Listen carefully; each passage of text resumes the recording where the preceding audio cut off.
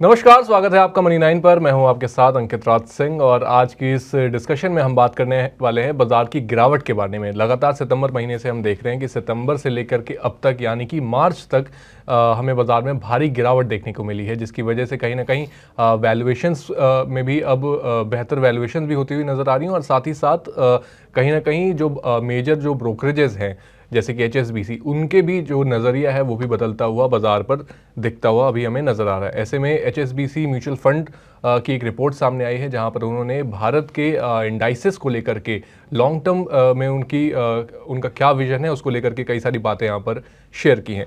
आज के डिस्कशन में संदीप सर से समझेंगे। संदीप सर, बहुत बहुत स्वागत है। बहुत धन्यवाद सर, सबसे पहले बात करते हैं कि HSBC का इस समय पर भारत पर नजरिया क्या है और रिपोर्ट में क्या कुछ उन्होंने कहा है लॉन्ग टर्म देखिए, अच्छी बात ये है ना इस रिपोर्ट में कि ये जो बाजार में गिरावट हुई है ना, उसके बाद कई सारे ब्रोकर्स जो हैं वो पॉजिटिव होते जा रहे हैं भारत के ग्रोथ को लेकर भी और वैल्यूएशन को लेकर भी। ये जो HSBC म्यूचुअल फंड की रिपोर्ट आई है उसमें उन्होंने कहा है कि जो हाल में बाजार में गिरावट हुई उसके बाद जो लंबी अवधि के वैल्यूएशंस हैं, जो वैल्यूएशंस हैं निफ्टी के, वो लंबी अवधि के जो औसत है उसके करीब पहुंच गए, उसके आसपास पहुंचते हुए दिखे हैं। और 5 साल की बात करें या फिर 10 साल के औसत की बात करें तो उसके इर्द गिर्द उसके आसपास जो निफ्टी के वैल्यूएशन है वो पहुंच गए, यानी कि जिस वजह से बाजार करेक्ट हुआ था कि वैल्यूएशन सस्ते हो जाए वैसा अब विजिबल होने भी लगा है, जिस वजह से अब शायद यहाँ से कुछ तेजी की उम्मीद आप करके चल सकते हैं, ऐसा ये रिपोर्ट बता रही है।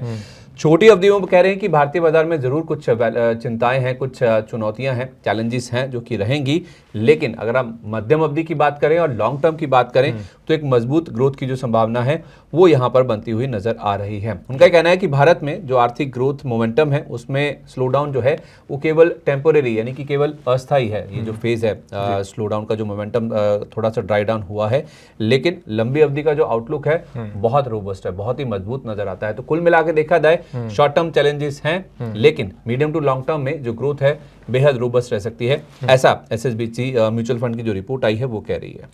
बिल्कुल। तो संदीप सर, कहीं ना कहीं जो लॉन्ग टर्म के वैल्यूएशंस हैं वो कंफर्टेबल हो चुके हैं। शॉर्ट टर्म में जैसा कि आपने बताया कि अभी भी कई सारी जो चुनौतियां हैं वो भी आने वाले समय में रह सकती हैं। चैलेंजेस हैं बिल्कुल, लेकिन सस्टेन नहीं करेंगी।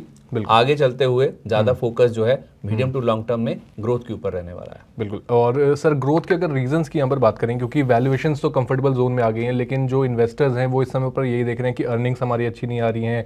कहीं ना कहीं जो मिड कैप और स्मॉल कैप में जिस तरह की वैल्यूएशन थी वो भी उन्हें कहीं ना कहीं कंफर्टिंग नहीं लग रही थी। लेकिन इस समय पर जब आप HSBC की इस रिपोर्ट का जिक्र कर रहे हैं तो ऐसे में क्या कुछ ट्रिगर्स यहाँ पर दिखाई दे रहे हैं शॉर्ट टर्म में या लॉन्ग टर्म की अगर हम बात करें, ग्रोथ के क्या ट्रिगर्स हैं यहाँ पे? मीडियम टू लॉन्ग टर्म की जहां तक बात है, जो कि इस रिपोर्ट में ज्यादा बड़ा हाईलाइट करके बताया गया है, उसमें जो इन्वेस्टमेंट साइकिल है इंडिया का वो राइज पर रहेगा, यानी कि उसमें बढ़त देखने को मिलेगी, जिस वजह से जो मीडियम टू लॉन्ग टर्म की ग्रोथ है उसको सपोर्ट मिलता हुआ दिखेगा।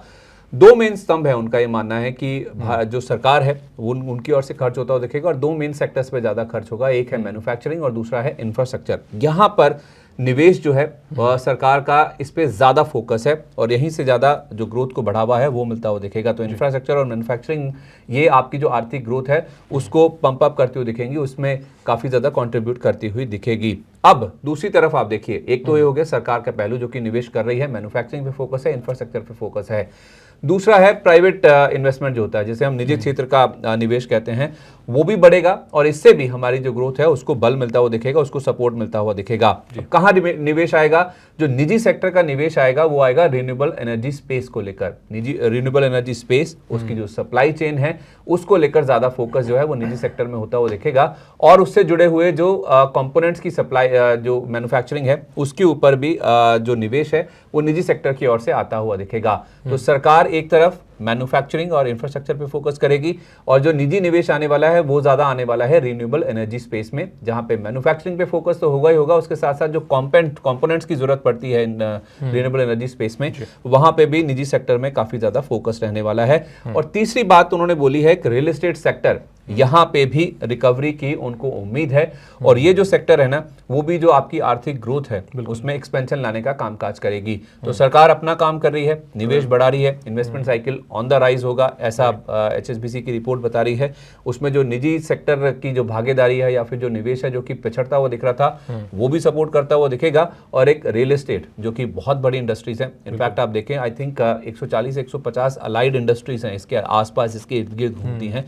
तो अगर रियल एस्टेट एस्टेट का काम तेजी पकड़ता है तो छोटे छोटे बहुत सारे सेक्टर्स हैं जिनको सपोर्ट मिलता है वो दिखेगा, और इससे आर्थिक ग्रोथ का जो एक चक्का है ना वो बहुत तेजी से मूव करता हुआ दिखेगा। तो रियल एस्टेट उसमें हो सकता है कि एक आग में घी डालने का काम करेगा। बिल्कुल। तो संदीप सर, कहीं ना कहीं चलिए ग्रोथ को लेकर के जो ट्रिगर्स हैं वो हमने बात कर ली कि आने वाले में मीडियम टू लॉन्ग टर्म की अगर हम बात करें तो यहाँ पर जिस तरीके से इन्वेस्टमेंट साइकिल बेहतर होता जाएगा, चाहे वो प्राइवेट केपेक्स हो या फिर गवर्नमेंट की तरफ से जो एक्सपेंडिचर है, तो कहीं ना कहीं वो ग्रोथ का पहिया जो है वो तो घूमता नजर आएगा। लेकिन दूसरा बड़ा रिस्क जो यहाँ पर निवेशकों को लग रहा था वो वैल्यूएशन को लेकर के था। तो पहले हम अगर अपने इंडाइसेस की बात कर ले, जो मेजर इंडाइसेस हैं निफ्टी और सेंसेक्स की अगर बात करें, किस तरीके से वैल्यूएशन कंफर्ट यहाँ पर आते हुए दिख रहा है? देखिए, आपने एक बात कही थी अंकित की जो कंपनियों के नतीजे आ रहे हैं ना, जो तिमाही रिजल्ट्स आ रहे हैं वो इतने अच्छे नहीं थे, जिसको लेकर काफी ज्यादा चिंता हुई थी, उसको फैक्टर इन किया जा चुका है। ये रिपोर्ट बता रही है कि फरवरी में ही जब ये पूरा रिजल्ट सीजन खत्म हुआ था तो उसके बाद एचएसबीसी ने खुद ही CY25 यानी कि जो मौजूदा कैलेंडर ईयर है उसके लिए जो ईपीएस अनुमान है निफ्टी का उसमें 2% के आसपास की कटौती की थी। तो तिमाही नतीजों से निराशा ही एक फैक्टर था जिस वजह से ये जो ईपीएस डाउनग्रेड है वो एचएसबीसी की ओर से किया गया था। लेकिन अब जब बाजार में हाई लेवल से गिरावट हुई है, जो कि सितंबर में जो रिकॉर्ड हाई बना था वहां से लेकर अब तक, और जनवरी फरवरी में भी आप देखेंगे जो तीव्रता है उसकी और बढ़ती हुई दिखी है, तो उसके बाद जो वैल्यूएशन है वो काफी ज्यादा कंफर्टिंग होते हुए दिखे हैं। खासतौर पे आप देखिए 1 ईयर फॉरवर्ड पी जो निफ्टी का है वो 18.1 पर पहुंचता हुआ दिखा है, जो कि 5 ईयर अगर आप एवरेज पी देखेंगे या 5 साल का जो औसत देखेंगे उसके मुकाबले 7% डिस्काउंट पे है, और 10 ईयर का जो एवरेज पी है उसके भी इन लाइन विद जो पूरा नंबर है वो पहुंचता हुआ दिखा है। तो आपका जो करेक्शन हुआ उसके बाद जो अभी 1 ईयर फॉरवर्ड पी आपका है जो कि 20 के नीचे पहुंच चुका है, वो 5 साल के औसत के मुकाबले डिस्काउंट पर और 10 साल के इन लाइन यानी कि आसपास उसके इर्द गिर्द पहुंचता हुआ दिखा है।